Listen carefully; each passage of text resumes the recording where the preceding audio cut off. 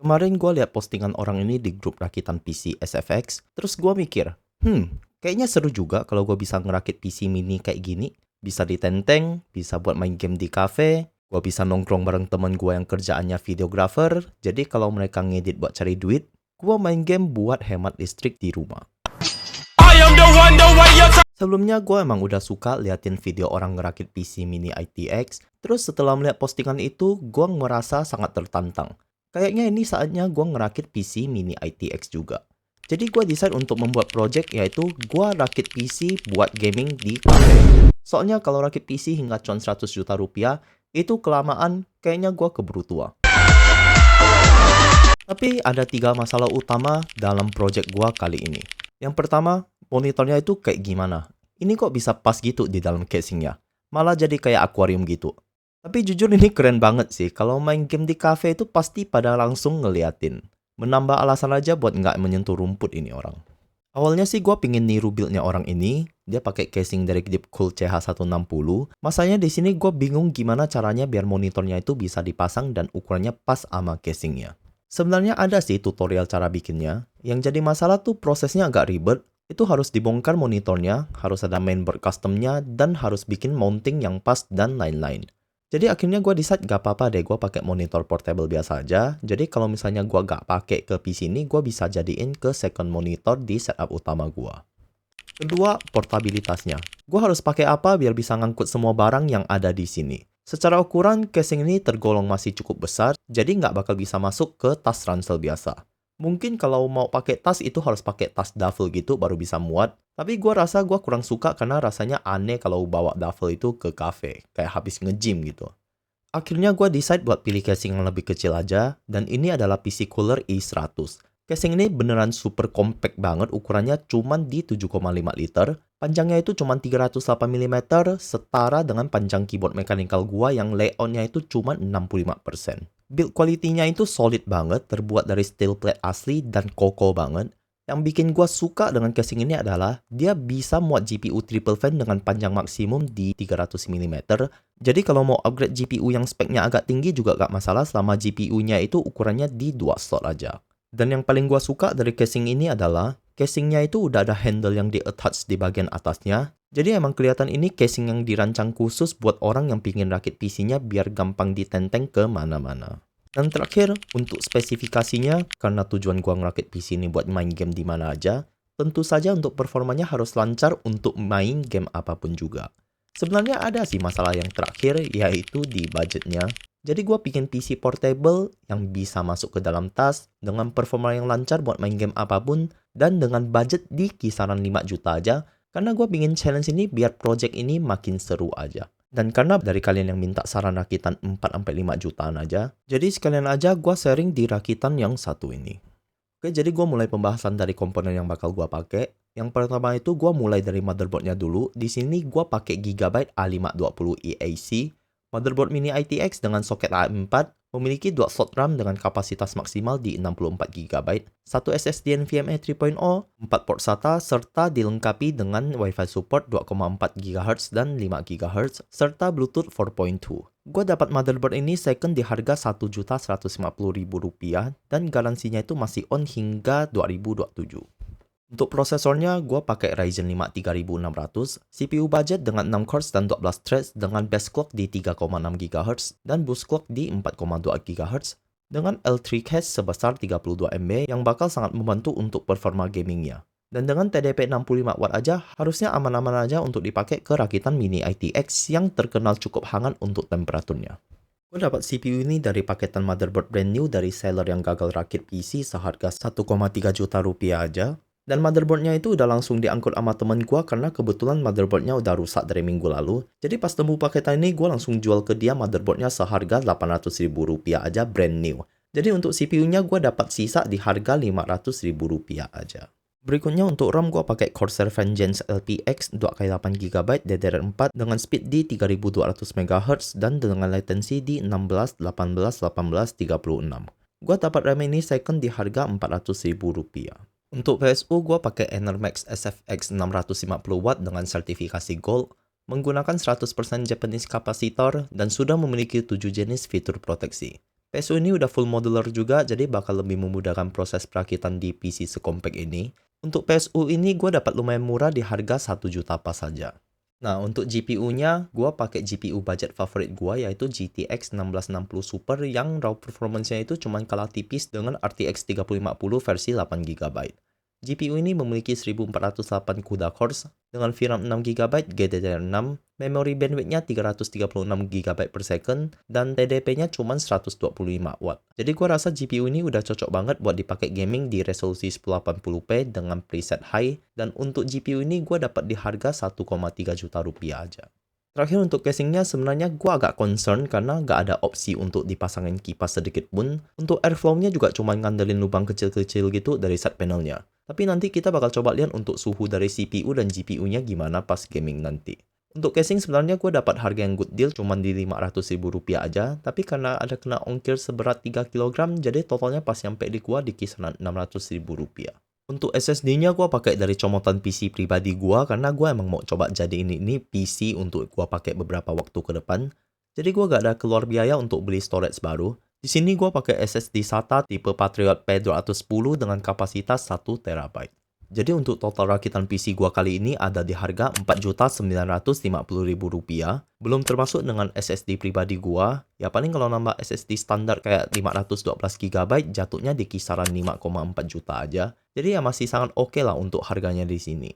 Untuk proses perakitannya sih sebenarnya gampang-gampang susah. Untuk stepnya itu ya kayak biasa mulai dari pasang CPU ke motherboard, pasang RAM-nya, kasih thermal paste terus dipasangin CPU cooler, terus mulai siapin kabel untuk modular PSU-nya sesuai dengan kebutuhan kita. Untuk casingnya di sini dia ada 3 kabel, yaitu kabel front panel, kabel USB, dan kabel power untuk PSU-nya kita. Yang agak unik di sini mekanisme mounting PSU-nya karena casingnya ada colokan power sendiri di belakangnya. Jadi kabel dari casingnya harus dicolok ke PSU-nya dulu baru bisa kita pasang PSU-nya. Terus posisi motherboard kita juga terbalik karena posisi PCIe riser-nya dari atas ke bawah.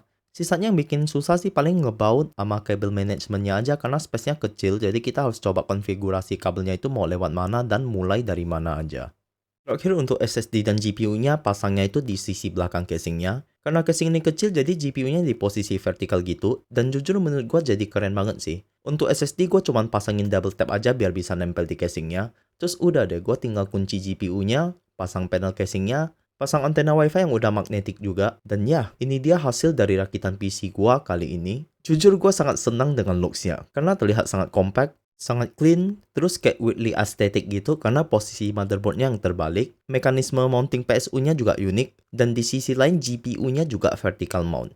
Jadi ya gue beneran puas sama pengalaman ngerakit PC yang satu ini. Beneran, ini beneran seru banget karena gue merasa banyak tantangannya, terus banyak plan yang harus dipikirin sebelum gue ngebeli part-partnya beserta ngerakitnya. Dan kalau ditaruh di atas rak kayak gini sih yang biasa gua taruh PC gua, ini kelihatan kecil banget. Jadi kayak semacam pajangan gitu ketimbang PC rakitan gua yang biasanya. Nah sekarang PC-nya udah jadi. Sekarang gimana caranya agar PC ini bisa ditenteng keluar beserta semua peripheralnya. Pertama gua mulai dari masukin monitornya dulu ke kompartemen tas paling belakang. Terus gua masukin kabel USB dan HDMI monitornya beserta kabel power untuk PC-nya. Berikutnya untuk PC-nya gue bakal taruh di kompartemen tengah yang paling luas. Terus gue masukin keyboardnya ke dalam safe biar gak lecet. Dan gue taruh di kompartemen yang sama dengan PC-nya juga. Dan untuk headset dan mouse-nya gue gabungin ke dalam headset case gue. Terus gue gabungin juga di kompartemen utama di bagian atas PC-nya. Dan terakhir untuk gamepad-nya gue masukin ke pouch. Terus gue taruhnya di kompartemen depan karena yang di tengah beneran udah full juga. Dan ini dia hasilnya. Tasnya jadi full banget tapi semua yang kita butuhkan ada di sini. Jujur gue ngerasa kocak sih pas bikin konten ini. Kayak rupanya bisa loh punya PC yang bisa masuk tas demi main game di cafe beserta semua peripheralnya mulai dari monitor, kabel power, keyboard, mouse, headset, bahkan sampai gamepadnya juga.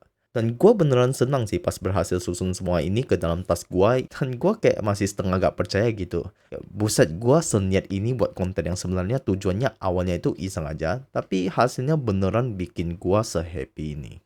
Dan ini dia penampakan setupnya pas di cafe. Gue habis nyusul teman gue yang udah lagi ngedit dari tadi. Dan jujur gue agak malu sih. Di belakang gue itu sempat ada yang cekikikan. Karena ada yang notice gue bawa semua perlengkapan PC. Jadi ada yang ngetawain juga di belakang.